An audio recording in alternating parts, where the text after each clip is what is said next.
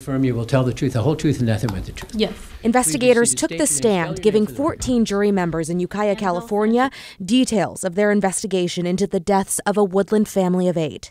That we had 8 search and rescue members searching the cliffs, searching all of the beaches and accessible areas. You may remember the Hart family's SUV plunged over a cliff in California about a year ago. With the cliff, basically, the vehicle got brought straight up and flipped onto its roof. An entire family, the driver, Jennifer Hart, her wife Sarah, and their 6 kids, ages 12 to 19, who they adopted out of foster care, all died.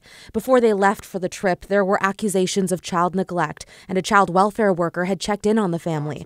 The purpose of the coroner's inquest, an attempt to be transparent with a tragedy that's gripped so many.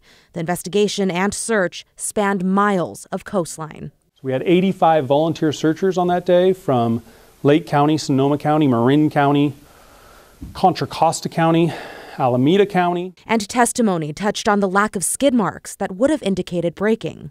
I've responded to quite a few collisions on the coast area and vehicles down the cliffs, and it was very unusual to have no evidence of any kind to indicate of why it went down the cliff. Multiple investigators walking jurors through what they saw and their search, hoping to give them information they'll use to help them determine how each family member died. So to be clear, jurors were told it is not their job to determine who is responsible, only whether their deaths were by accident, natural causes, suicide, or if another person killed them. The inquest will be live streamed all day long on KGW's social media platforms. The inquest is expected to last into Friday.